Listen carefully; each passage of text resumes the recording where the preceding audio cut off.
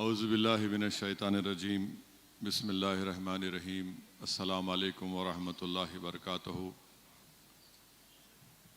हज़रत मौलाना ज़हीरुद्दीन साहब सूफ़ी, हज़रत मौलाना मुफ्ती अनवार निज़ामी साहब, मजलिस इत्तेहादुल मुस्लिमीन के अरकान असम्बली व अरकान क़ानून साज़ कौंसल, मोअज़्ज़िज़ अरकान व सदर मोतमदीन वो साबिक़ अरकान बल्दिया, मोअज़्ज़िज़ हाज़रीन इकराम, ये अल्लाह का फ़ज़ल व करम है कि अल्लाह सुब्हानहू व तआला ने हमको रमज़ान जैसे माह मुबारक को अता किया और इस माह मुबारक के शुरुआत से, इसके आने से अल्लाह सुब्हानहू व तआला शैतान को ज़ंजीरों से जकड़ देता है, जहन्नम के दरवाज़े बंद कर दिए जाते हैं। इस माह मुबारक में कुरान करीम को नाजिल किया गया और हदीस शरीफ में आया कि जुमे का दिन था और अल्लाह के रसूल सल्लल्लाहु अलैहि वसल्लम मिंबर शरीफ पर अपना पहला कदम रखते हैं और आमीन कहते हैं, दूसरा कदम मुबारक रखते हैं, आमीन कहते हैं, और इसी तरह तीसरा मर्तबा भी आपने आमीन कहा। बाद में सहाबा इकराम ने पूछा, या रसूलुल्लाह सल्लल्लाहु अलैहि वसल्लम आपने 3 मर्तबा आमीन क्यों कहा? तो रहमतुल आलमीन सल्लल्लाहु अलैहि वसल्लम ने फरमाया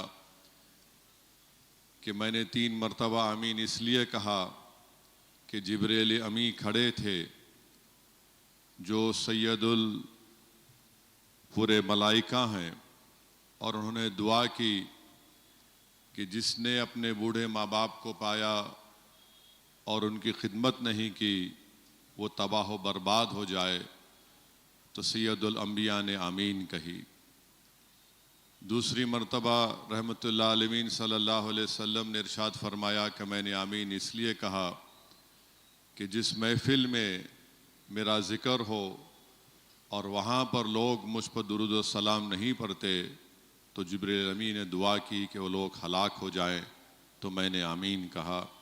तो दुरूद व सलाम का नजराना रसूल रहमत सल्लल्लाहु अलैहि वसल्लम पर हम भेजते हैं कि अल्लाहुम्मा सल्लि अला सय्यिदिना मुहम्मदिन अब्दिका रसूलिका नबी उम्मिल आले साहबे सल्लिम।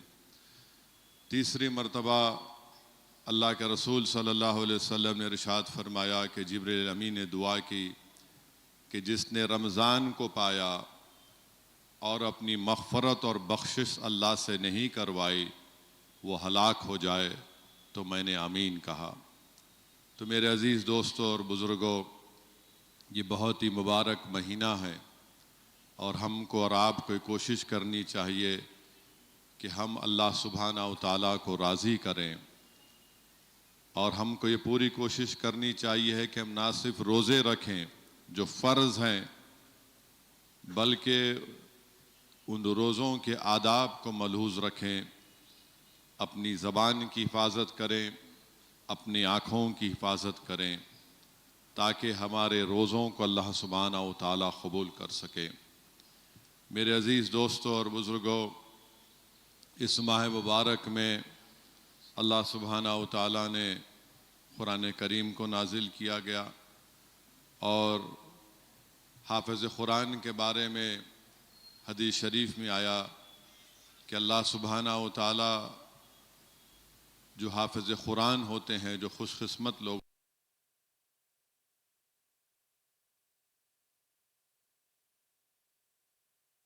और अल्लाह सुब्हानहू के सामने उन हाफ़िज़ कुरान के माँ बाप को बुलाकर उनके सर पर ताज रखेगा।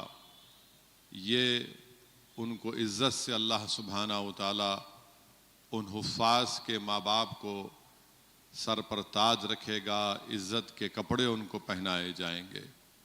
और हमारा हाल यह है कि हम शास्त्रीपुरम में हाफ़िज़ कुरान का क़त्ल भी कर देते हैं। मेरे अज़ीज़ दोस्तों और बुज़ुर्गों, इस माह मुबारक में अभी हमने सुना कि 3 रमज़ान को खातून जन्नत सैयदा ताहिरा हज़रत फ़ातिमा रदी अल्लाह ताला अन्हो का विसाल हुआ। इस माह मुबारक की 10 रमज़ान को ख़ातून अव्वल हज़रत खदीजतुल कुबरा का विसाल हुआ। अल्लाह सुब्हानहू व तआला कुरान करीम में सूरह अहज़ाब की शायद आयत नंबर 7 में अल्लाह ने फरमाया, मुफस्सरीन ने उसका तर्जुमा इस तरह किया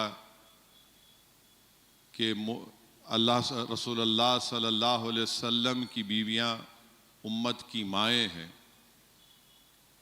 तो मालूम हुआ कि रसूलुल्लाह सल्लल्लाहु अलैहि वसल्लम की बीवियां तमाम उम्मत की माएँ हैं, जो कुरान करीम में अल्लाह सुब्हानहू व तआला ने उसका ऐलान फरमाया। मेरे अज़ीज़ दोस्तों और बुज़ुर्गों, ये ज़रूरी है कि हम खदीजतुल कुबरा का ज़िक्र करें अपने जलसों में, अपने बयानात में, क्योंकि दुनिया को और ख़ास तौर से मुसलमानों को मालूम हो सके कि कौन थी खदीजतुल कुबरा रदी अल्लाह ताला अन्हा। ये वो ख़ातून थी जिसकी 2 मरतबा शादी हुई और 2 मरतबा वो बेवा भी हुई। उनके 2 बेटे भी थे और वो एक बहुत बड़े बाप की बेटी थी, सबसे दौलतमंद थी। बल्कि उलमा इकराम ने लिखा कि वो मलिका थी। उस ज़माने में कि मक्के में उनके पास 21 लोग थे घर में काम करने वाले, और वो खुद तिजारत करती थी। और उस ज़माने में उनको बहुत से रिश्ते आए कि आप दोबारा निकाह करिए, आपने नहीं किया। इब्ने इसाक़ लिखते हैं कि मक्के में काबतुल्लाह के सामने उस ज़माने में बुत भी थे और एक मेला, एक किस्म का मेला होता था। लोग आते थे, काबे का तवाफ़ भी करते थे और बुतों के आगे अपने सरों को झुकाते भी थे। तो उस वक्त वो सिर्फ़ ख़वातीन का वक्त था। शेख अब्दुल हक मुहद्दिस देहलवी ने भी ये वाक़या लिखा। इब्ने इसाक़ ने लिखा कि एक यहूदी आया, उन ख़वातीन के सामने से गुज़रा और कहा कि तुम्हारे दरमियान में एक रसूल आने वाला है, तुम में से जो भी उनकी बीवी बनोगी वो खुशकिस्मत कहलाओगी। तो उस वक्त ख़वातीन ने उसकी बात को सुना और उन्होंने उस पर बड़ा गुस्सा किया। बल्कि बाज़ ख़वातीन ने कहा कि तुम हमारे बुतों की बेइज्जती कर रहे हो, ये कहकर एक आखिरी रसूल और नबी आने वाला है। बाज़ ख़वातीन ने कंकरियाँ उठाकर उस यहूदी को मारा। बाज़ ख़वातीन ने कहा कि ये मक्के का नहीं है, ये मक्के से बाहर से आया। मगर उस वक्त हज़रत खदीजतुल कुबरा कोई लफ्ज़ आपकी ज़बान से नहीं निकला, बल्कि आपने उसके अल्फाज को अपने दिल में ज़हन नशीन कर लिया कि ये वक्त आने वाला है कि नबी आखिरी रसूल आने वाले हैं और तुम में से खुशकिस्मत वो रहेंगे जो उनकी बीवी बनेंगे, ज़ौजा बनेंगे।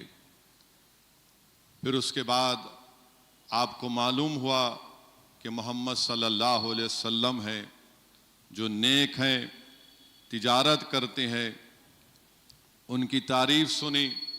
बल्कि मैं आपको तबक़ात इब्न साद ने जो रसूलुल्लाह सल्लल्लाहु अलैहि वसल्लम के बारे में खूबसूरत अल्फाज लिखे वो आपको मैं सुनाता हूँ कि तबक़ात इब्न साद में लिखा कि मोहम्मद सल्लल्लाहु अलैहि वसल्लम जब आलम शबाब में क़दम रखे तो आप सल्लल्लाहु अलैहि वसल्लम इंसानियत और मुरव्वत के एतबार से अपनी कौम में सबसे ज़्यादा मुमताज़ थे,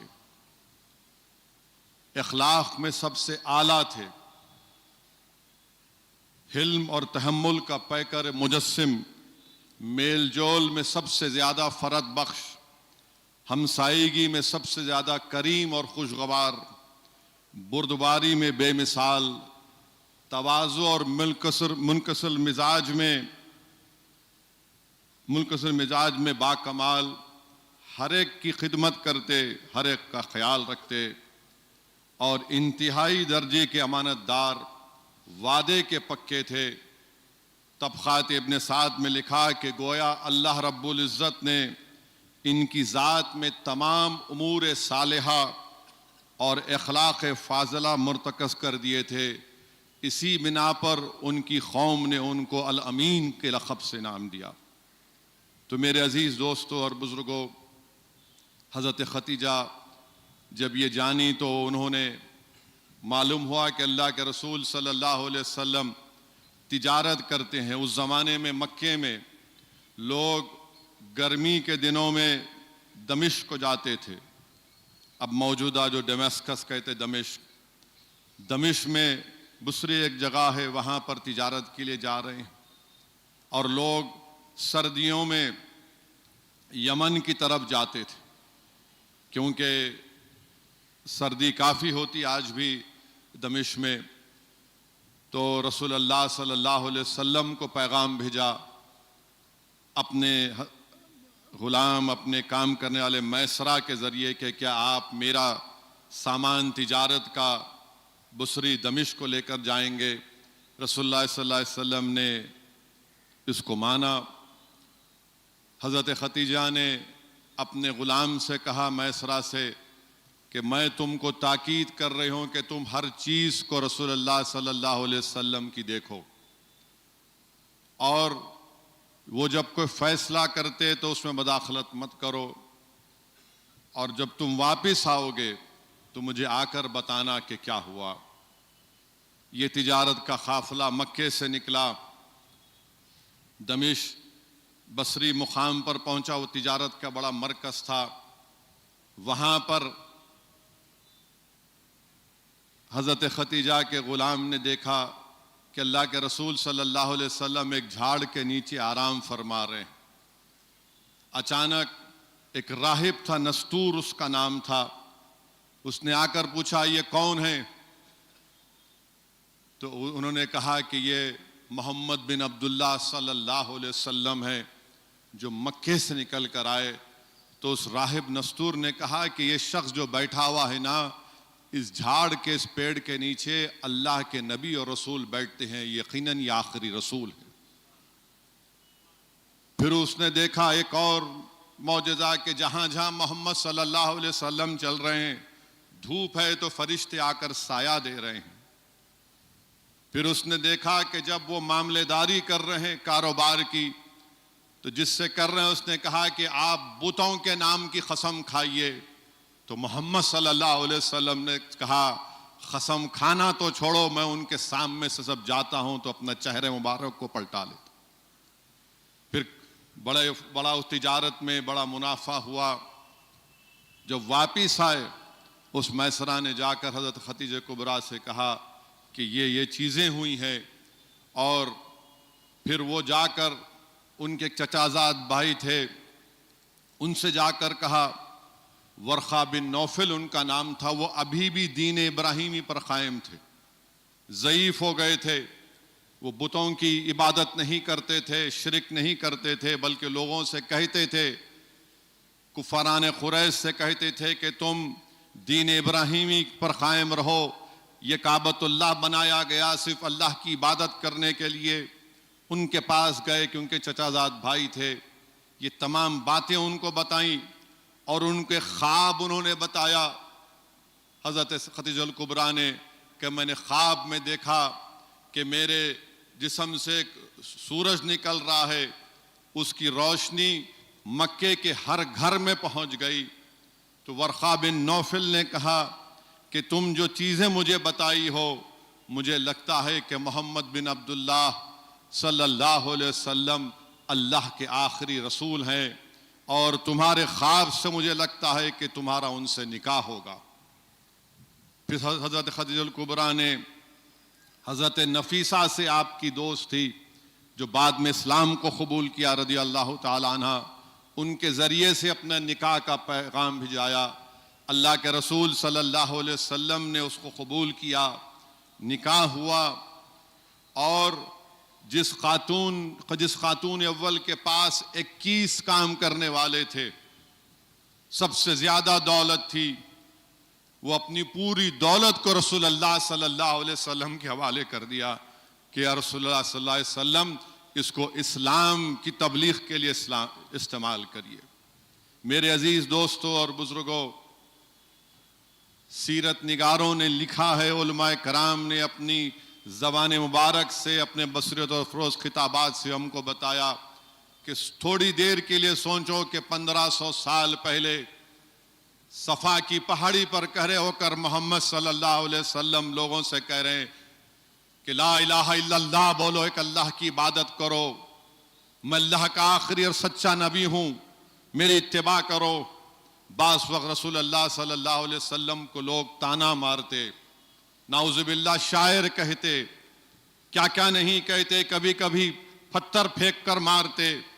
अल्लाह के रसूल सल्लल्लाहु अलैहि वसल्लम जख्मी होकर आते तो हज़रत खदीजतुल कुबरा रदी अल्लाह ताला अन्हो रसूलुल्लाह सल्लल्लाहु अलैहि वसल्लम के कदम मुबारक के पास बैठकर आपके चेहरे मुबारक से धूल को साफ करती, उनको इत्मीनान दिलाती कि यकीनन अल्लाह आपको कामयाब करेगा।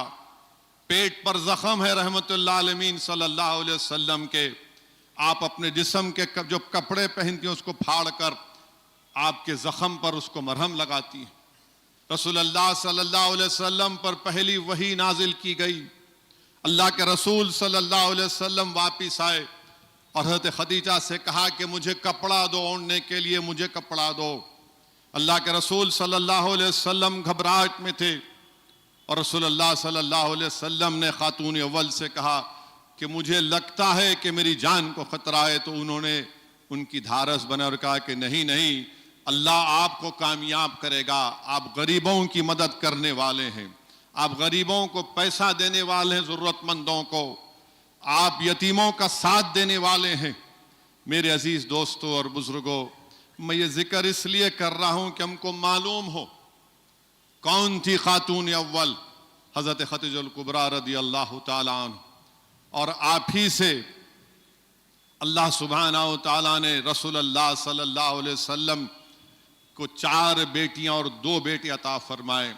हज़रत क़ासिम, हज़रत अब्दुल्ला, हज़रत ज़ैनब रदी अल्लाह तआला अन्हो, हज़रत रुक़ैया, हज़रत उम्मे कुलसूम और खातून जन्नत हज़रत फ़ातिमा रदी अल्लाह तआला अन्हा। मेरे अजीज़ दोस्तों और बुज़ुर्गों, आपने बेइंतहा मुश्किलात और तकालीफ उठाई, पूरी दौलत ख़त्म हो गई। और हदीस शरीफ में आया कि एक दिन हज़रत खदीजतुल कुबरा रदी अल्लाह तआला अन्हा अपने हाथों से खाना पका कर ला रही हैं, जिस्म पर कपड़े हैं, पेवन लगा हुआ है, और जिब्रील अमी आकर रसूलुल्लाह सल्लल्लाहु अलैहि वसल्लम से कहते हैं कि या मोहम्मद सल्लल्लाहु अलैहि वसल्लम, खातून अव्वल आ रही हैं खाना लेकर, उनसे कहिए कि अल्लाह उनको अपना सलाम पहुंचाता है, और उनसे कहिए कि अल्लाह उनके लिए जन्नत में एक ऐसा महल तामीर किया है जिसमें उनको बहुत सुकून मिलेगा। मेरे अजीज दोस्तों और बुजुर्गों, ये है खदीजतुल कुबरा रदी अल्लाह ताला अन्हा। वो मदीने को नहीं देखा, मक्के को फतह होते नहीं देखा, अज़ान नहीं सुनी, जुमे के बारे में नहीं सुना, मगर अगर दुनिया में पहले किसी खातून ने इस्लाम को कबूल किया तो हज़रत खदीजतुल कुबरा ने इस्लाम को कबूल किया। और उन्होंने तरबियत दी अपनी औलादों की। एक जब हज़रत रसूलुल्लाह सल्लल्लाहु अलैहि वसल्लम के फर्जन का विसाल हो गया, हज़रत अब्दुल्लाह का विसाल हो, हज़रत क़ासिम का इंतकाल हो गया, तो उनकी आंख में आंसू आ गए और कहा कि या मोहम्मद सल्लल्लाहु अलैहि वसल्लम, मेरे आका, मेरा बेटा मुझे बहुत याद आता है। तो अल्लाह के रसूल सल्लल्लाहु अलैहि वसल्लम ने कहा, अगर तुम चाहती हो तो यहाँ बैठकर तुम जन्नत में अपने बेटे की आवाज़ सुन सकती हो। मेरे अजीज़ दोस्तों और बुजुर्गों, हदीस शरीफ में आया, बीबी आयशा सिद्दीक़ा रदी अल्लाह ताला अन्हा से रिवायत है कि अल्लाह के रसूल सल्लल्लाहु अलैहि वसल्लम ने हज़रत खदीजतुल कुबरा को जन्नत के अंगूर का गोशा दिया खाने के लिए। मेरे अजीज़ दोस्तों और बुजुर्गों, दीन जो हमको मिला है, याद रखो, यह कोई बादशाह के महल से नहीं मिला, ये कोई चमन से चलकर नहीं मिला हमको, इसमें हज़रत खदीजा कुबरा रज़ी अल्लाह ताला अन्हा की दौलत पूरी इस्तेमाल हो गई, उनकी तकालीफ, उनके मसाइब और मुश्किलात से हमको दीन मिला। तो मेरे अजीज दोस्तों और बुजुर्गों, आपकी साहबजादी रसूलुल्लाह सल्लल्लाहु अलैहि वसल्लम की साहबजादी हज़रत ज़ैनब का निकाह अबुल आस से हुआ, जो बाद में इस्लाम कबूल किए, अब बाद में इस्लाम कबूल किए थे। वो बदर के मैदान में मुशरिकीन मक्का के साथ थे, गिरफ्तार हुए। हज़रत खदीजा कुबरा का जो विसाल का वक्त आया तो उन्होंने रसूलुल्लाह सल्लल्लाहु अलैहि वसल्लम को बुलाकर कहा कि मैं मोहम्मद सल्लल्लाहु अलैहि वसल्लम की बीवी हूं, अगर मुझसे कोई गलती हुई है तो मुझे माफ कर दीजिए। रसूलुल्लाह सल्लल्लाहु अलैहि वसल्लम ने उनके करीब जाकर कहा कि अल्लाह ने मुझे ये खुशखबरी दी है कि तुम दुनिया और जन्नत में मेरी बीवी रहोगी। मेरे अजीज दोस्तों और बुजुर्गों, रसूलुल्लाह सल्लल्लाहु अलैहि वसल्लम को हज़रत खदीजा से इतनी मोहब्बत थी कि मदीने में है, लोगों ने देखा है कि एक ज़ईफ औरत आ गई, अल्लाह के रसूल सल्लल्लाहु अलैहि वसल्लम ने अपनी चादर जमीन पर बिछाकर उस औरत से बहुत देर तक गुफ्तगू की, बहुत देर तक। और जब जा रहे थे तो उनको तोहफे तहाइफ दिया और एक सहाबी रसूल से कहा कि इनको ले जाकर छोड़ कर आओ। हमारी उम्मत की माँ हज़रत आयशा सिद्दीक़ा रज़ी अल्लाह ताला अन्हा ने पूछा, ये कौन थी या रसूलुल्लाह सल्लल्लाहु अलैहि वसल्लम? तो रसूलुल्लाह सल्लल्लाहु अलैहि वसल्लम ने फरमाया कि ये खदीजा की सहेली थी, ये हज़रत खदीजा की सहेली थी। रसूलुल्लाह सल्लल्लाहु अलैहि वसल्लम, हदीस शरीफ में आया कि गोश्त आया तो कहा कि ज़्यादा गोश्त इस्तेमाल करो, उसमें शोरबा बनाओ। पूछा गया क्यों या रसूलुल्लाह सल्लल्लाहु अलैहि वसल्लम? तो रहमतुल्लाह अलैहि ने फरमाया कि मदीने में खदीजा की सहेलियाँ आई हैं, उनको ये सालन भिजाना है। मेरे अजीज़ दोस्तों और बुजुर्गों, अल्लाह के रसूल सल्लल्लाहु अलैहि वसल्लम से एक मरतबा बीबी आयशा सिद्दीक़ा रज़ी अल्लाह ताला अन्हा ने कहा कि आप हज़रत खदीजा को इतना याद रखते हैं, इतना याद रखते हैं, अल्लाह ने आपको एक जवान बीवी भी दी है। रसूलुल्लाह सल्लल्लाहु अलैहि वसल्लम की आंखों में आंसू आ गए। आक़ाए दो आलम सल्लल्लाहु अलैहि वसल्लम ने फरमाया कि जब कोई मेरी बात को समझता नहीं था, वो मेरी बात को समझती थी। जब कोई मेरे पैगाम को सुनने को तैयार नहीं था, वो मेरे पैगाम को कबूल किया। जब दौलत की जरूरत थी तो उन्होंने अपनी सारी दौलत को दीन के लिए लगा दिया। आज अच्छे दिन आ गए, उस वक्त किसी ने अगर मेरा साथ दिया तो खदीजा कुबरा ने मेरा साथ दिया। तो मेरे अजीज दोस्तों और बुजुर्गों, नौजवानों, देखो कि रसूलुल्लाह सल्लल्लाहु अलैहि वसल्लम अपनी बीवी हज़रत खदीजा कुबरा रज़ी अल्लाह ताला अन्हा से, जो उम्मत की माँ हैं, किस तरीक़े से उनसे मोहब्बत करते थे। तो मेरे अजीज़ दोस्तों और बुजुर्गों, इन अजीम शख्सियतों, हस्तियों को याद रखना ज़रूरी है। आपकी साहबजादी हज़रत ज़ैनब का निकाह हुआ, आपके शौहर अबुल आस गिरफ्तार हो गए जंग बदर में, और रसूलुल्लाह सल्लल्लाहु अलैहि वसल्लम ने फैसला लिया कि जो फिदिया देगा, इन्हें पैसे देगा, उन कैदियों को रिहा करवा दिया जाएगा।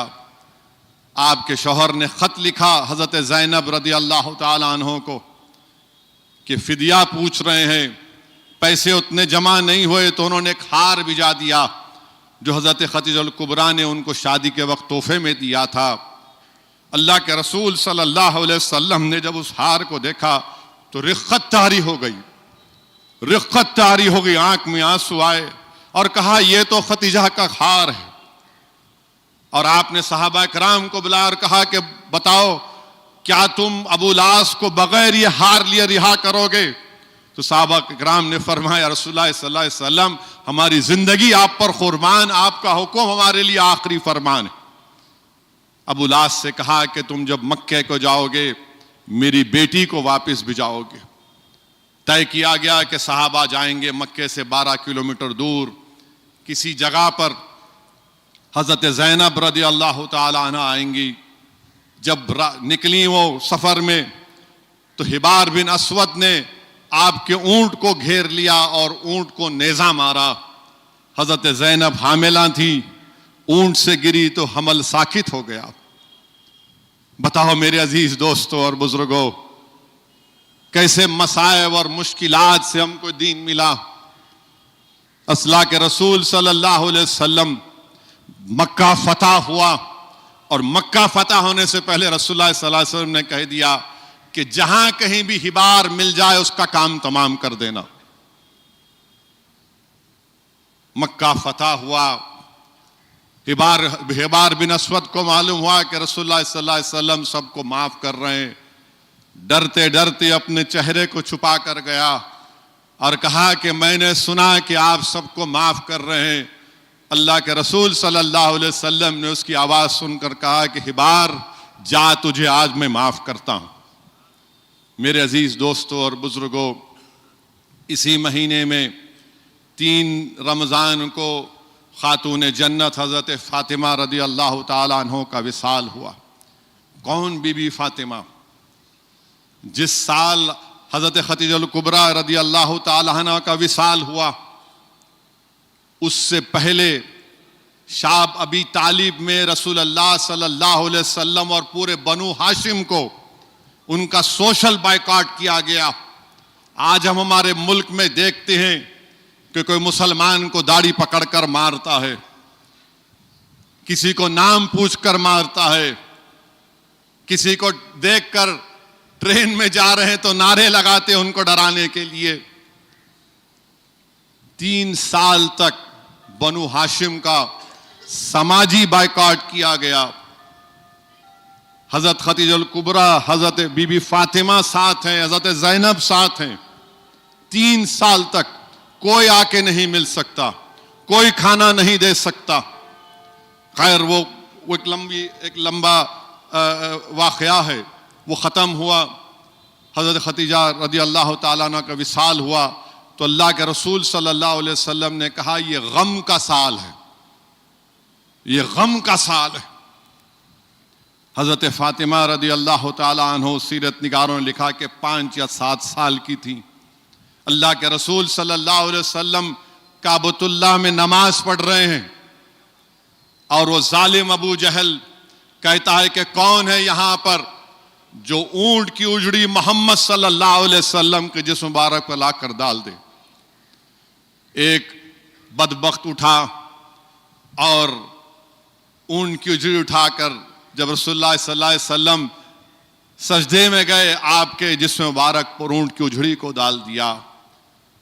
हजरत फातिमा को मालूम हुआ, शहजादी जन्नत को, वो दौड़ती हुई आई और अल्लाह के रसूल सल्लल्लाहु अलैहि वसल्लम के जिस्म मुबारक से उस गंदगी को साफ किया।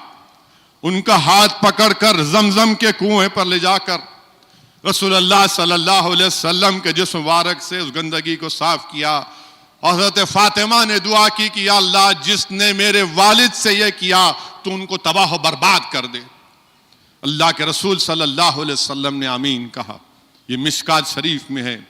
एक और रिवायत में आया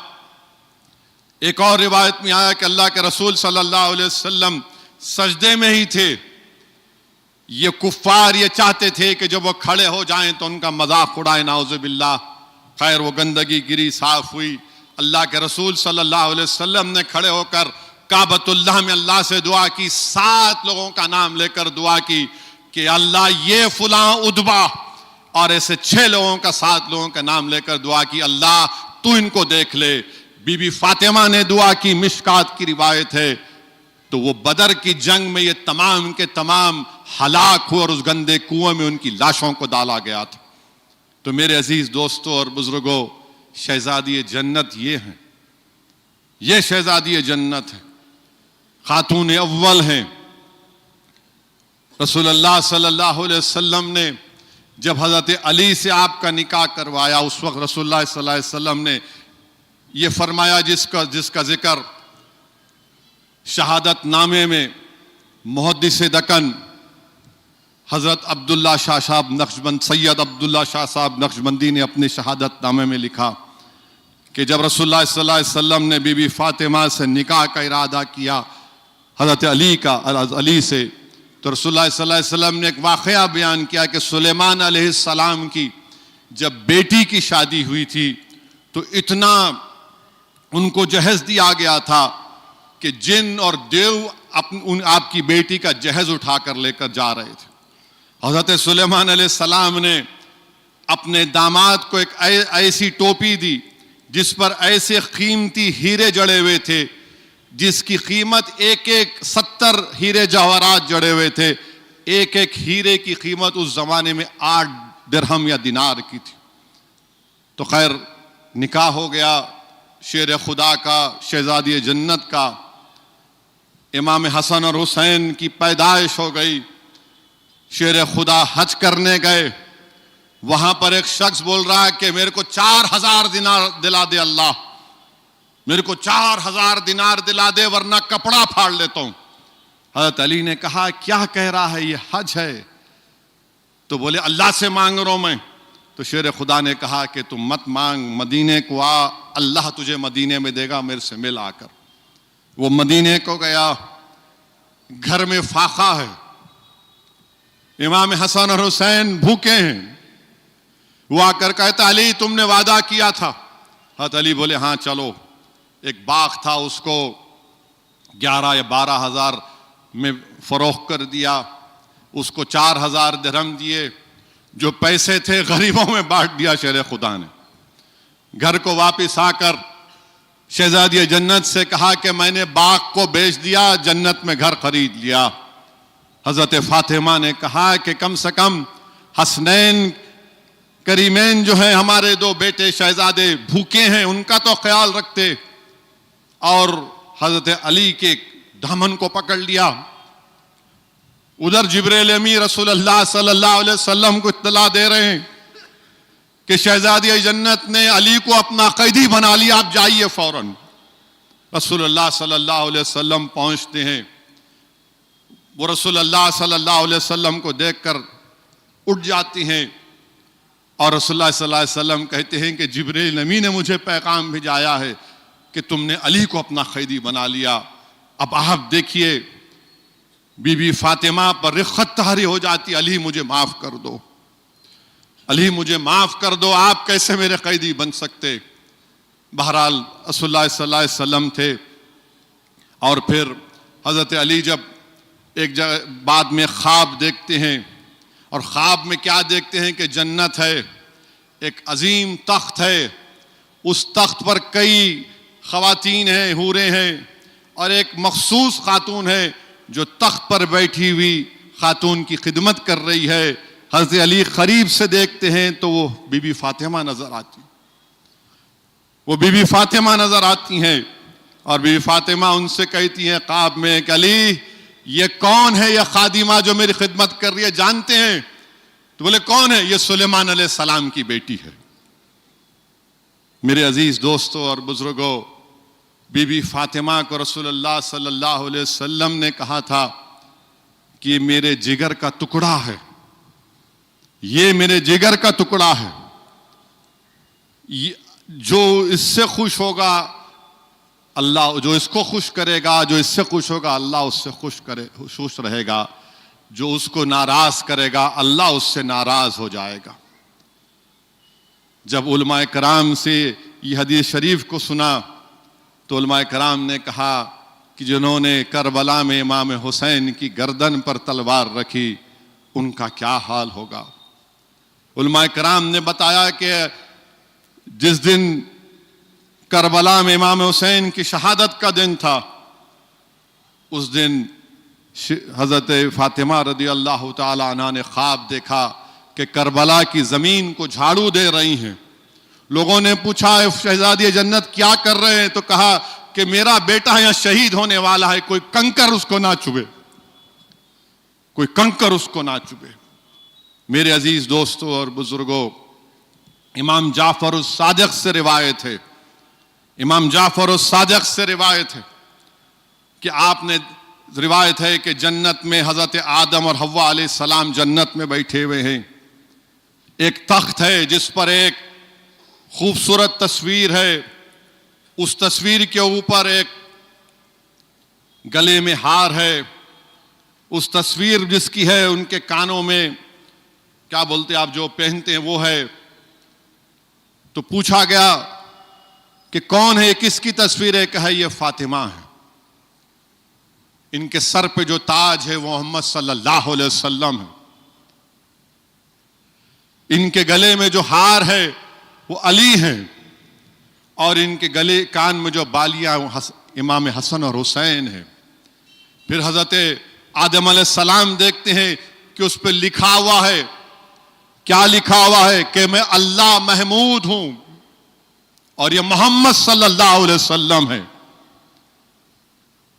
मैं अल्लाह फातिर हूं, ये फातिमा है।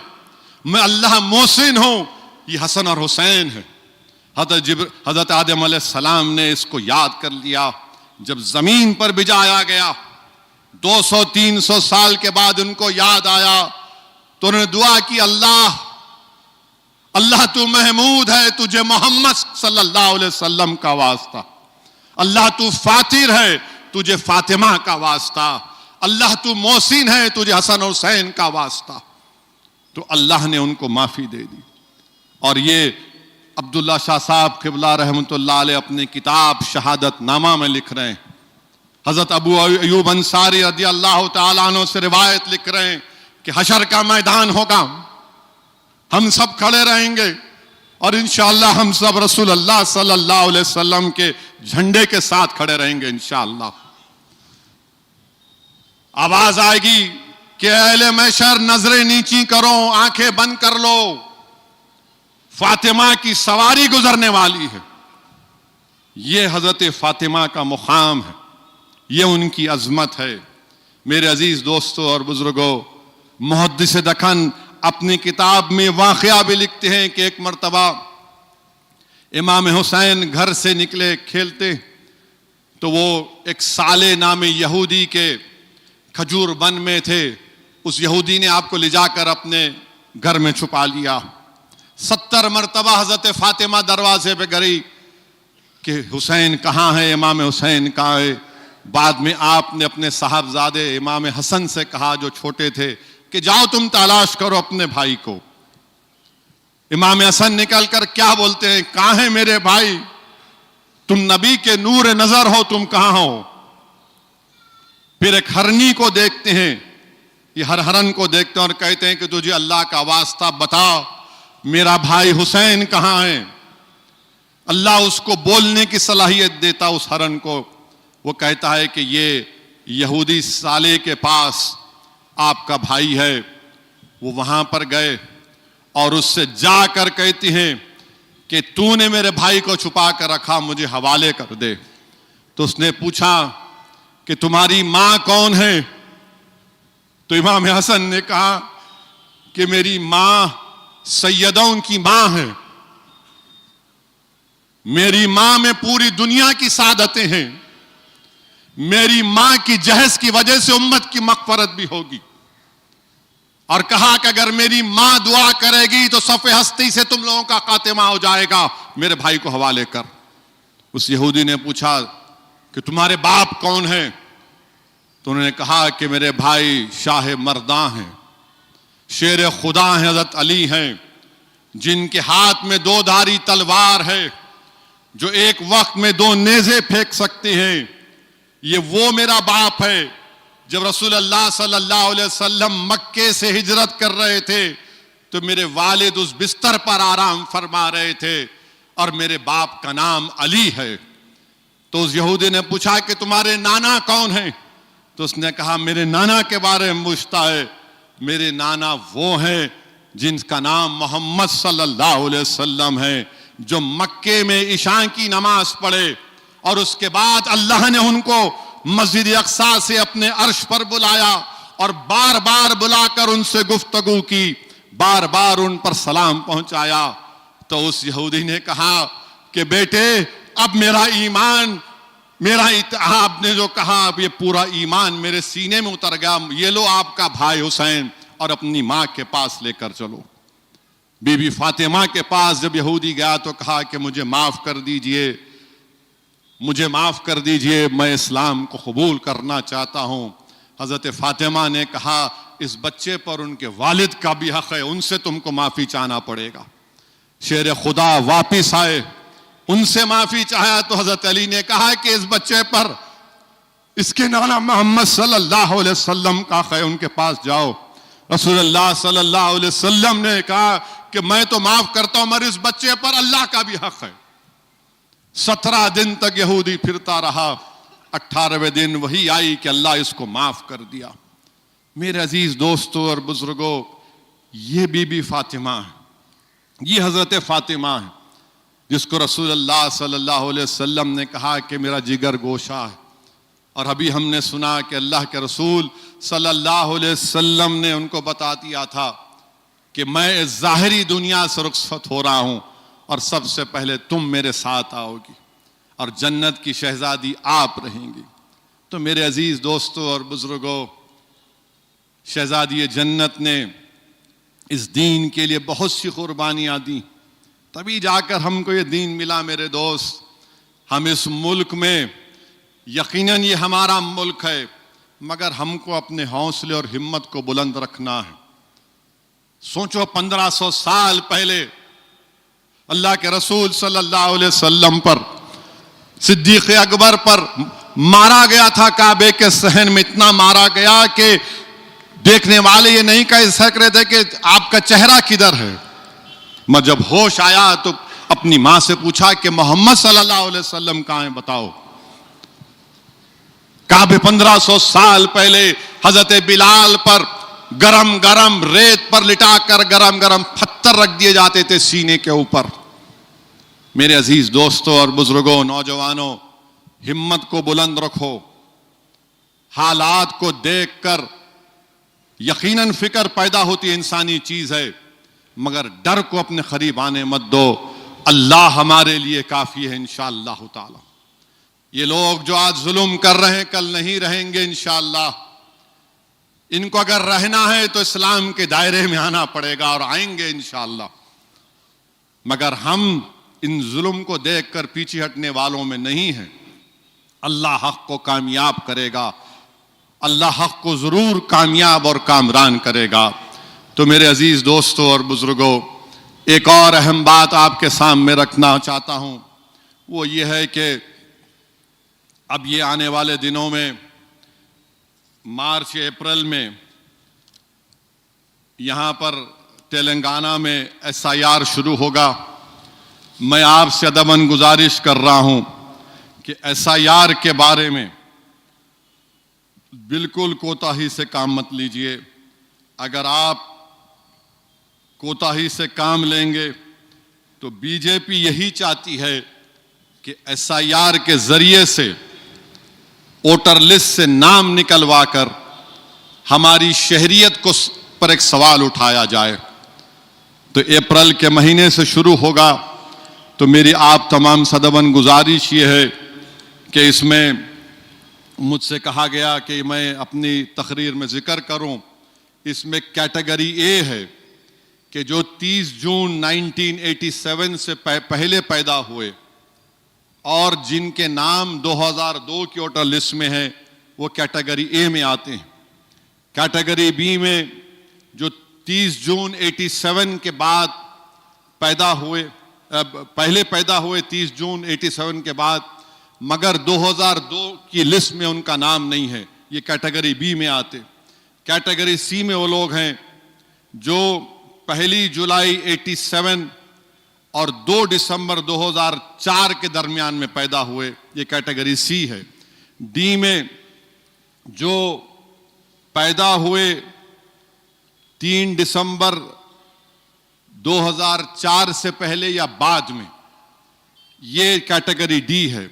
तो क्या करना है आपको, जो 40 साल के हैं या उससे ज्यादा हैं और जिनकी पैदाइश डेट ऑफ बर्थ 26 जनवरी 1950 और 1 जुलाई 87 के दरमियान में है, तो उनको 2002 की वोटर लिस्ट में अपना नाम देखना पड़ेगा। इलेक्शन वेबसाइट voters.eci.gov.in में आपका नाम डालकर उसको निकालिए। नाम इलेक्टर का लिखना जरूरी है। फिर वो कौन सी रियासत है, तेलंगाना लिखिए।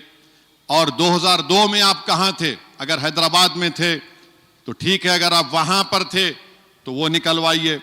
फिर उसके बाद जो डिस्ट्रिक्ट में थे वो आपको लिखना पड़ेगा, और फिर कौन सी असेंबली कॉन्स्टिट्यूंसी थी 2002 में। जैसा कि आज की तारीख में आप देखेंगे 2009 में जो असेंबली इलेक्शन हुआ, जब ये पूरा बहादुरपुरा असेंबली हल्के में था, चार मीनार में था, बाद में बहादुरपुरा बना, तो चौक का इलाका मिसाल के तौर पर, उस वक्त तो ये चार मीनार का था।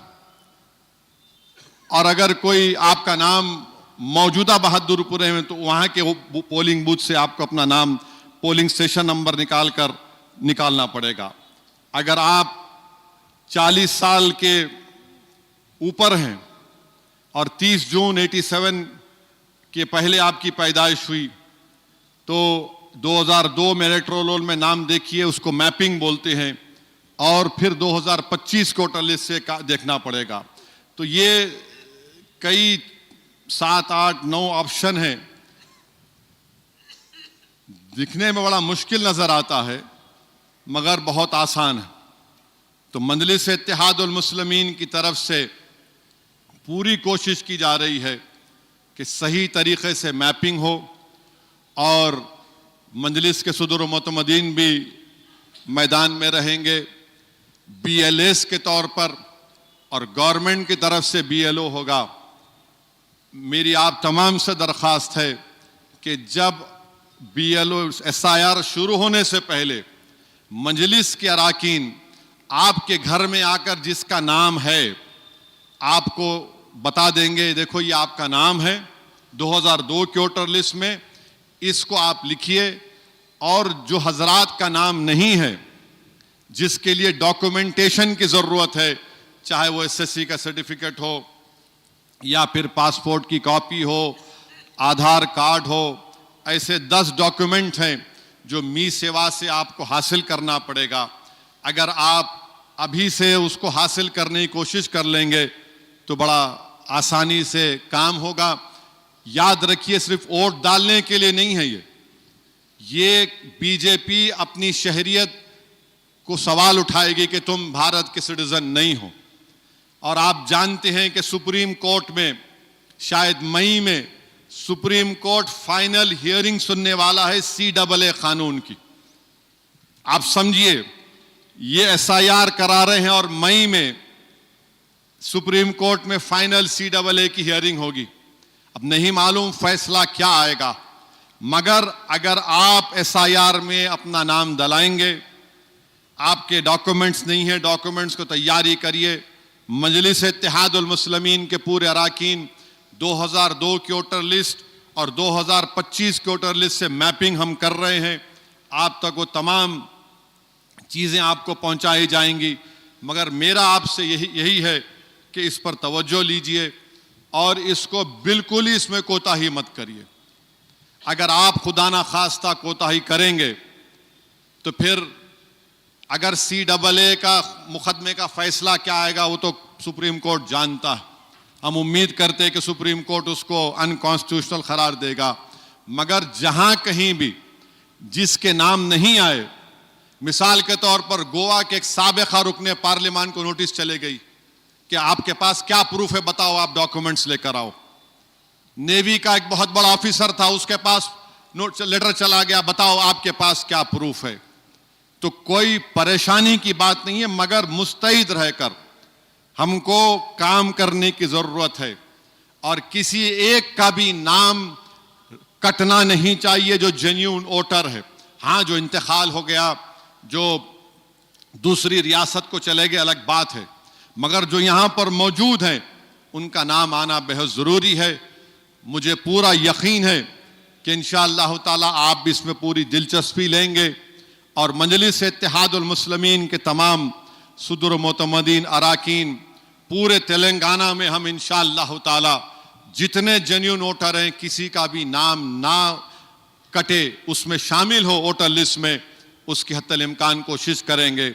मेरे अजीज दोस्तों और बुजुर्गों, मैं अगर ये बात ना कहूँ तो बड़ा गलत होगा कि हमारे मुल्क के वजीर आजम इजराइल गए और इजराइल को जाकर इजराइल की पार्लियामेंट में तकरीर की 25 फरवरी को 32 साल पहले,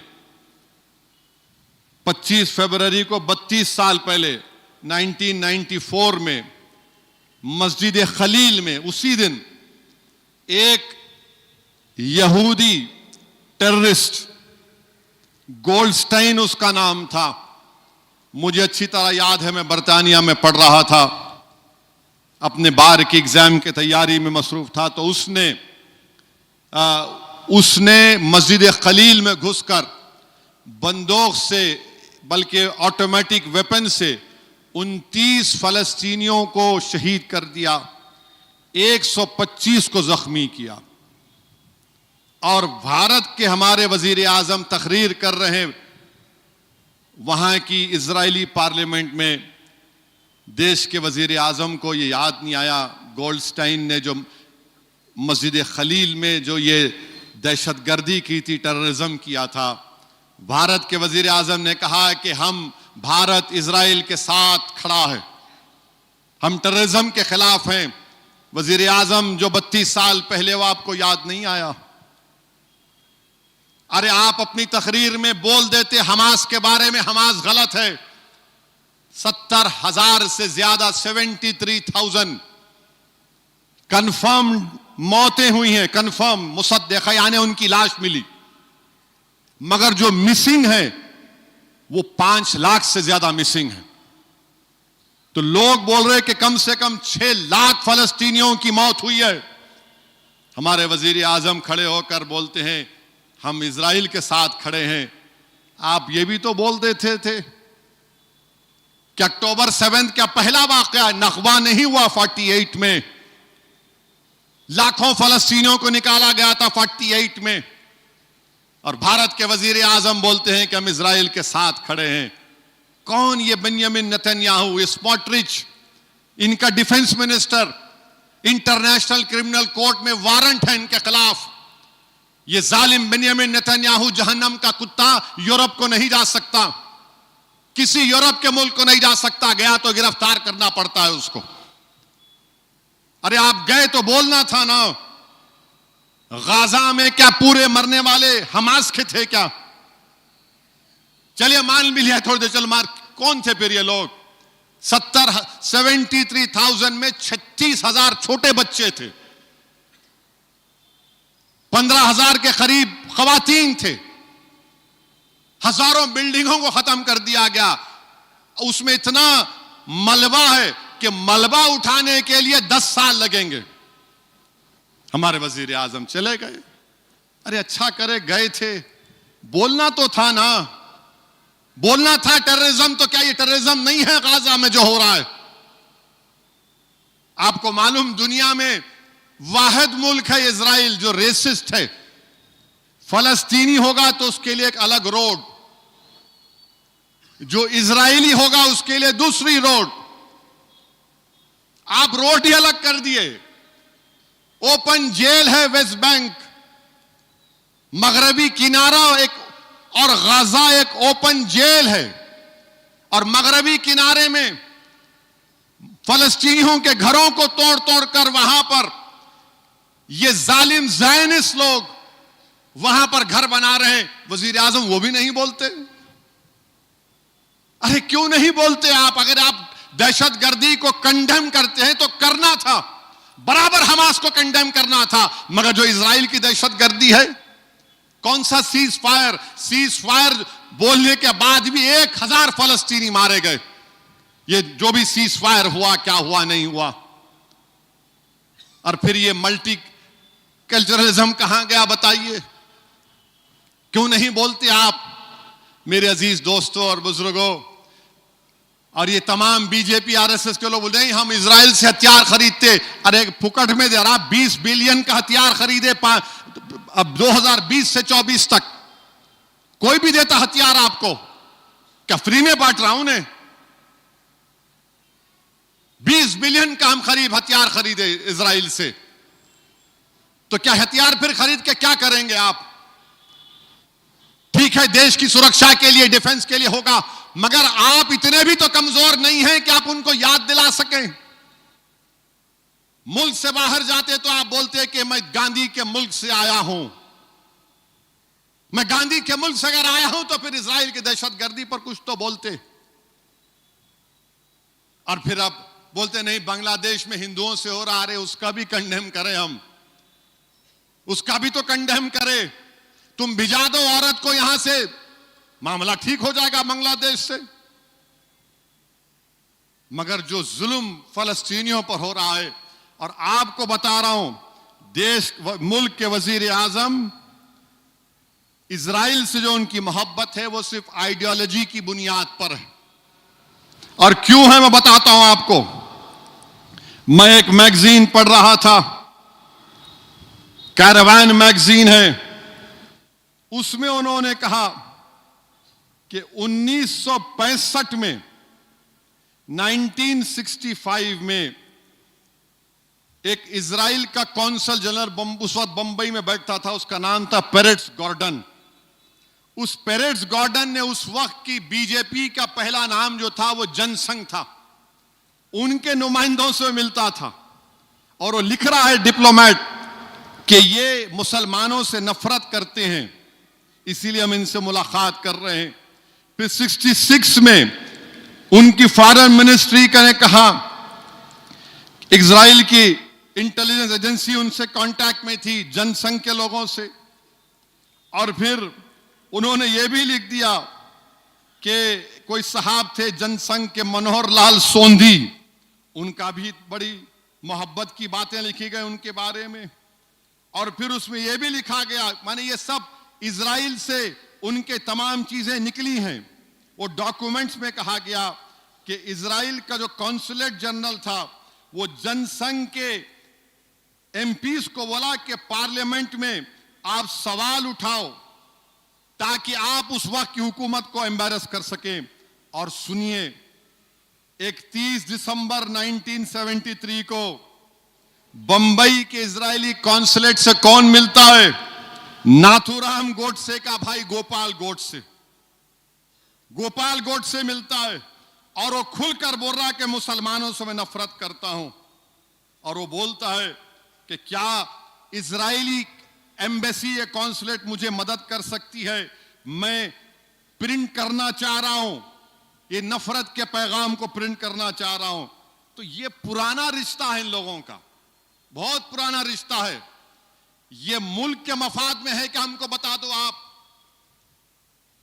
कौन क्या कैसे मुल्क के मफाद में है। पूरा ग्लोबल साउथ जो है वो आज परेशान है, वो फिक्रमंद है कि भारत के वजीर आजम क्या कर रहे हैं। कहां गया हमारा मल्टी अलाइनमेंट की पॉलिसी? कहां गया मल्टी अलाइनमेंट की पॉलिसी? कौन पूछ रहा है? अरे ईरान पर हमले करने की तैयारी हो रही है, वजीर आजम बोलते ना जंग मत नहीं होना चाहिए। रशिया गए तो रशिया से कहा कि देखो जंग नहीं होना, जंग खत्म होना। यहां पर भी तो बोल सकते थे आप, यहां पर भी तो बोलना चाहिए था आपको।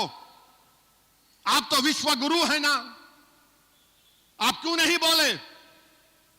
400 अमेरिट्रम के फाइटर एयरक्राफ्ट तैयार हैं, 2 कैरियर तैयार हैं, आप नहीं बोलना चाह रहे। याद रखिए, ग्लोबल साउथ में भारत की इज्जत कम ना हो जाए। आपने जो खुलकर एक जेनोसाइडल रजीम की जो आपने तायीद की है, इसमें नेशनल इंटरेस्ट क्या है बताओ हमको। हथियार कौन नहीं बेचता? आपको हथियार खरीदने सब बेचने तैयार है। आइडियोलॉजी एक ही है, जायनिज्म की और जो आरएसएस की आइडियोलॉजी है, नफरत के ऊपर है वो। लोग पूछते हैं आपको क्या पड़ी फलस्तीन से? अरे मेरे भाई, वो मुसलमानों का तीसरा बड़ा रिलीजियस प्लेस भी है और वो इंसाफ का इशू है। गांधी ने क्या कहा था उसके बारे में तुमको मालूम? महात्मा गांधी ने क्या कहा था? महात्मा गांधी ने क्या कहा था मैं आपको सुनाता हूं। महात्मा गांधी ने कहा था, उस मैगजीन में लिखा गया, महात्मा गांधी ने उस मैगजीन में तारीफ की थी। कहा कि इलाका फलस्तीनियों के हरबों का है। आप उसको भूल गए। नेहरू ने भी कहा था, मगर अफसोस के साथ कहना पड़ता है कि 62 में जंग हुई तो नेहरू ने इजराइल से हथियार लिया था। राजीव गांधी वजीर आजम थे, मिले जाके। ये मैं नहीं ये कह रहा, आर्टिकल कह रहा है, तो लोग बोलेंगे नो शुरू हो गए। मेरे अजीज दोस्तों और बुजुर्गों, हम सिर्फ यही कह रहे हैं कि भारत जो ग्लोबल साउथ में भारत की इज्जत है, इंसाफ का तकाजा यह है कि हम इजरायली हुकूमत जो यूरोप में और अमेरिका में भी लोग इससे चिढ़ते हैं, उनको हम आइसोलेट करने के बजाय आप जाकर कहें कि India stands with strong conviction with Israel for what? 70,000 फलस्तीनियों का कत्लेआम हो गया, बच्चे भूख से मर गए, 1-2 हजार तो खाली भूख से मर गए। तो मेरे अजीज दोस्तों और बुजुर्गों, हम अपनी दुआओं में मस्जिद अक्सा और बैतुल मुक़द्दस की हिफाजत के लिए दुआ करते रहें। हम उस मासूम फलस्तीनियों के इंसाफ के लिए दुआ करते रहें। और हम यहां की हुकूमत से बोल रहे हैं कि कौन है आपका वेमलूवाड़ा का एमएलए? 800 साल पुरानी दरगाह को तोड़ता है कमबख्त। 800 साल पुरानी दरगाह है, वक्फ में गजीट है, दरगाह को तोड़ दिए। क्या बात है बताइए आप, ये कैसा तोड़ते आप बताओ? तुम इलेक्शन लड़ रहे 2023 में जाकर दरगाह पे फूल चढ़ाए, अब तुम दरगाह को तोड़ दिए। क्या कर रहे हैं लोग? क्या मिसाल कायम कर रहे हैं आप? पूरे मुल्क में बुलडोजर चल रहा है हम पर, और यहां पर आप वक्फ की जायदाद है और इतना गंदा है वहां का मुतवल्ली, अल्लाह उसको देख ले। लिख के दिया नहीं दरगाह तोड़ सकते। अरे तेरी अम्मा की खबर रही तो हाथ लगाने देता। लिख के दिया कमबख्त। सेक्शन 51 वक्फ बोर्ड का क्लियर है कि कोई भी मुतवल्ली वक्फ की जायदाद को एलिनेट नहीं कर सकता। कानून बोल रहा है ये। एमएलए मिला लिया उसको डरा के, शायद कुछ दिए होंगे गुलाब जामुन, उन्होंने चंद सिक्कों पर बिक गए। वहां के लोग आए थे, मैं उनको हाई कोर्ट के वकील के हवाले किया। कल एक हाई कोर्ट का फैसला आया। अल्लाह करे कि उस दरगाह की हिफाजत हो, पूरी जायदादों की हिफाजत हो। और मुझसे कहा गया कि इस मस्जिद हाजा के जो मलगियां किराएदार हैं उनसे भी मैं अपील कर दूं कि किराया दे दो। भाई किराया दे दो, आप मस्जिद को चलना है, बुरी बात नहीं है।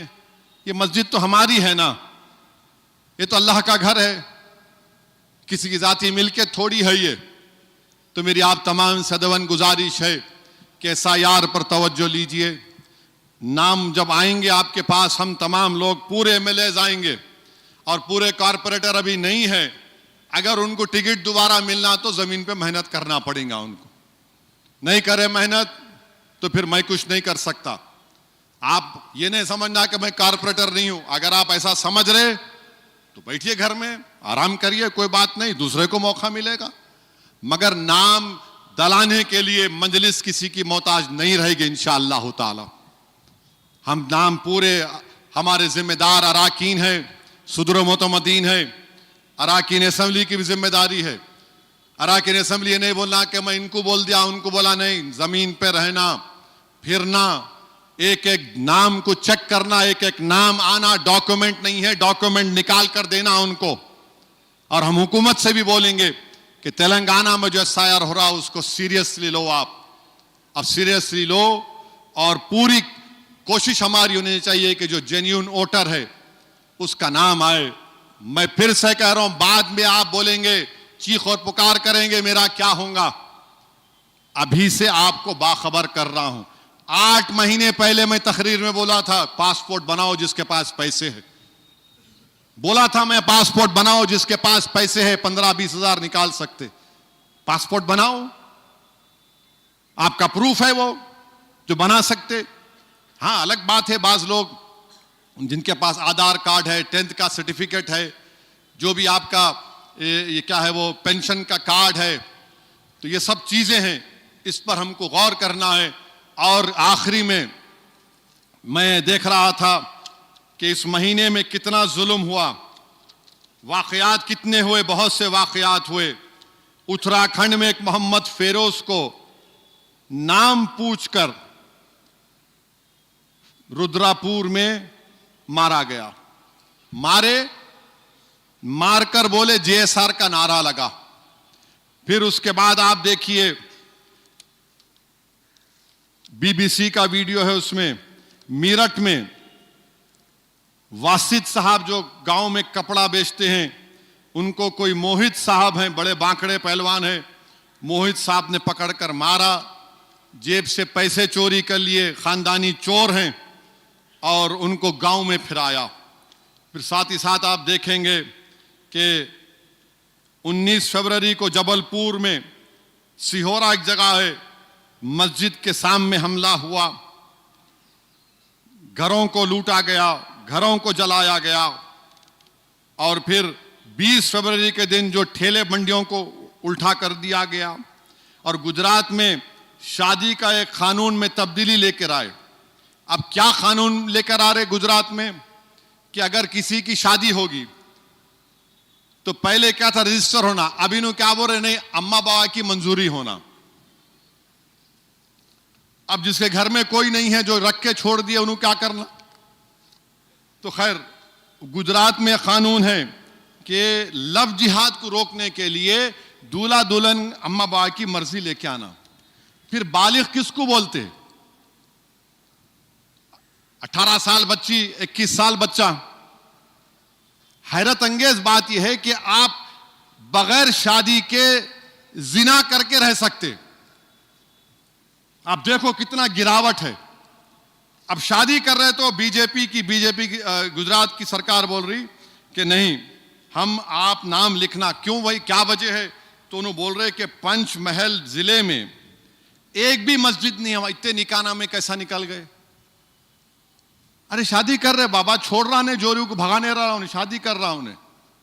नहीं, बनासकांठा में, महसाना डिस्ट्रिक्ट में मुसलमान कम है, मस्जिद नहीं है, इतना कैसा निकाना में बन गए? अरे शादी करना जुर्म है क्या? तो इसलिए उन्होंने बोल रहे कि सलीम अपनी शनाख्त को सुरेश नहीं बनाना और किसी बच्ची को नहीं फंसा लेना। क्या है ये आइन के खिलाफ है, राइट टू प्राइवेसी के खिलाफ है, फंडामेंटल राइट है, आर्टिकल 21 का ये वायलेशन है। मगर नफरत की बुनियाद पर ट्रेन में कोई 8-10 मुसलमान खड़े हैं, नारे लगा रहे, आप नारे लगा रहे, समझ में नहीं आता। एक वक्त मैं किसी एक 5 स्टार होटल से निकला, मीटिंग में गया था, टीवी का, वहां से निकला, उनकी लॉबी में आया, डॉक्टर्स हैं, बड़े बड़े डॉक्टर, उनका कन्वेंशन हो रहा, 15-20 खड़े हुए, मेरे को देखते कि नारे लगा रहे। मैं हंसना शुरू कर दिया। बाद में 5-6 मिनट लगाए, थक गए, बोले आप हंस रहे? बोला कम से कम मेरे को देख के तुम्हारा खुदा तो याद आ गया तुम्हारे को। बोला हमारे में तासीर है।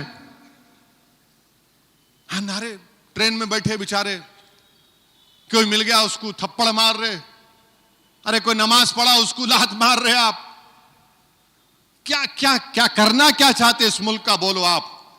इससे आप मुल्क का भी नाम खराब कर रहे हैं और जिस समाज से आपका ताल्लुक है उसको भी आप बदनाम कर रहे। आप ये समझ रहे कि ऐसा मुसलमानों को मारने से मुसलमान डर जाएगा? नहीं डरेगा, नहीं डरेगा। याद रखो, तुम किसी कमजोर को मारकर तुम्हारी बहादुरी समझ रहे, याद रखो अल्लाह पकड़ेगा तुमको इंशाअल्लाह ताला। जब कुरान में अल्लाह ने कह दिया कि फिरौन को पकड़ेंगे, कुरान में अल्लाह ने फरमा दिया 2-2 बार पकड़ेंगे, एक जमीन में और फिर जहन्नम की आग में डालकर, अल्लाह पकड़ेगा तुमको इंशाअल्लाह ताला। तुम मुल्क को बदनाम कर रहे, तुम समाज को बदनाम कर रहे। बात करे कि नहीं मारना उसको, मोटरसाइकिल पे आ रहा कोई, 3 दिखे, थप्पड़ मारना। किस लिए भाई? कि मुसलमान है इसलिए तुम मार रहे हो उसको? ये तुम्हारी हुकूमत का सबका साथ, सबका विश्वास है। कितना मारोगे तुम बताओ? तुम समझ रहे मारने से हम खत्म नहीं होंगे। तुम जितना मारोगे उतनी जिद पैदा होगी हम में। आज मार खाएंगे, कल तुम्हारा हाथ पकड़ लेंगे, याद रखो इंशाअल्लाह। तुम अगर कमजोर तादाद को देखकर कमजोर समझ रहे, याद रखो तादाद को देखकर कमजोरी मत समझो। रेडिकलाइजेशन तो तुम में हो चुका है।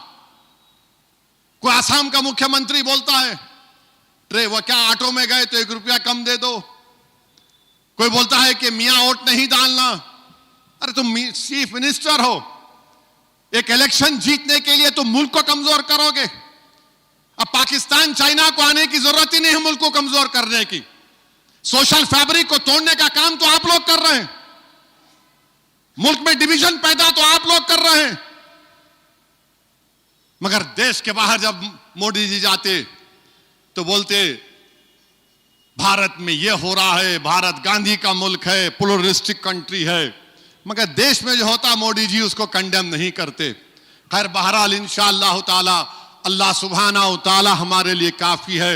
हस्बुनल्लाहु निअमल वकील, हस्बुनल्लाहु निअमल वकील। और अल्लाह कुरान में फरमा दिया कि मेरी रहमत से मायूस मत हो, ला तक़नतु मिन रहमतिल्लाह, अल्लाह की रहमत से मायूस मत हो। अल्लाह हमारी मदद करता था, कर रहा है और करेगा इंशाअल्लाह ताला। जिस तरह हमने इस माह मुबारक में अपने मस्जिदों को आबाद रखा, इसी तरह आने वाले 11 महीने में मस्जिदों को आबाद रखिए। अपने रिश्ते को मस्जिदों से मजबूत करिए। और मैंने आपके सामने हजरत खदीजतुल कुबरा रदी अल्लाह ताला अन्हा का जिक्र किया, हमारी उम्मत की माओं का जिक्र किया। मुसलमानों, क्या अल्लाह के रसूल सल्लल्लाहु अलैहि वसल्लम की सीरत में अनवार निजामी साहब बैठे हुए, हमारे ज़हीरुद्दीन सूफी दारुल बरकातहू तशरीफ फरमाए कि रसूलुल्लाह सल्लल्लाहु अलैहि वसल्लम ने हमारी उम्मत की मां को कभी मारा? बोलो, अपने आप से पूछो जो मुसलमान मारते अपनी बीवियों को, क्या हो गया तुम लोगों को? क्या कर रहे हो तुम लोग? अरे तुम्हारी बेटी भी तो होगी कल।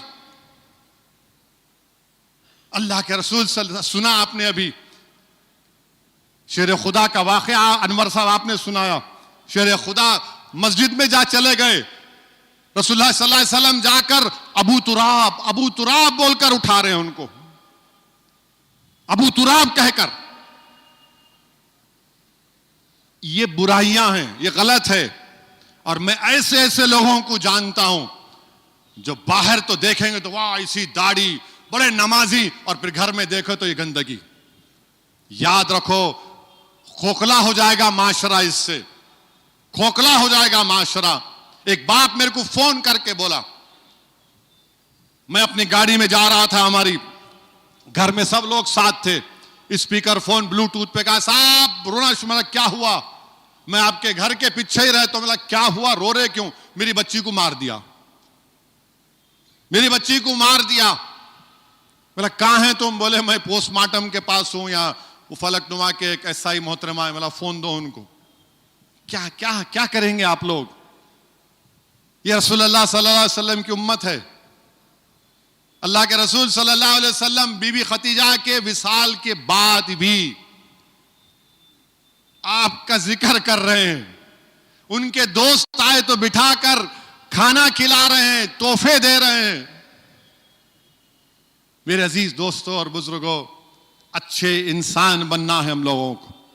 और ये माह मुबारक हम में एक तब्दीली पैदा करता है, एक तब्दीली पैदा करता है। शैतान जो सबसे बड़ा एजेंट है वो कैद है। अगर इस महीने में हम अल्लाह से गिड़गिड़ा कर अल्लाह को राजी कर लें, हम साल के 11 महीने अल्लाह की रजा को तलब करते हैं। ये माह मुबारक आया है जिसकी रातों में अल्लाह पुकारता है कि मेरे बंदे कहां हैं, मैं तुझे अपनी रजा देने को तैयार हूं। तो खूब दुआ करिए, अपने रिश्ते गुलामी को मजबूत करिए। अल्लाह गफूरुर रहीम है, अल्लाह अर्हमर राहिमीन है, अल्लाह लतीफ है, अल्लाह वदूद है। अल्लाह मदद करेगा इंशाअल्लाह ताला। मजलिस इत्तेहादुल मुस्लिमीन की कामयाबी के लिए भी दुआ करिए। अब तो हर लोग हमारे पीछे पड़े हुए हैं, कोई बोल रहा है शेरवानी, कोई बोल रहा है बिरयानी, अब नहीं मालूम क्या क्या बोलेंगे। मगर इंशाअल्लाह ताला मजलिस इत्तेहादुल मुस्लिमीन जो इस शहर से निकली है, खाक और खून के दरियाओं से गुजर कर हमारे बुजुर्गों ने इस जमात को मजबूत किया। याद रखो जालिमों, तुम्हारी झूठ, तुम्हारा इल्ज़ाम, तुम्हारे इख्तिदार, तुम्हारी ताकत मजलिस इत्तेहादुल मुस्लिमीन की कामयाबियों को रोक नहीं सकेगी। मजलिस कामयाबियों के मंजिलें तय करती जाएगी और भारत की जमहूरियत को मजबूत करते हुए इंशाअल्लाह ताला वो वक्त आएगा मेरे अजीज दोस्तों और बुजुर्गों, मैं अल्लाह से दुआ भी करता हूं कि परवरदिगार अगर मेरी जिंदगी में ना सही तो कम से कम हम जब इस जमीन की ग़िज़ा बन जाएंगे, हमको इतना तो इत्मीनान होगा कि हमारी जिंदगी में नहीं हुआ मगर ये मिल्लत मजलूमा और गरीब और मजलूमों की एक आवाज पूरे मुल्क में एक ताकतवर सियासी जमात बनकर उभरेगी। मेरे अजीज दोस्तों और बुजुर्गों, अपने इत्तेहाद को मजबूत रखिए और SIR पर तवज्जो लीजिए। बहुत बहुत शुक्रिया। वाखिर दावाना अल्हम्दुलिल्लाहि रब्बिल आलमीन।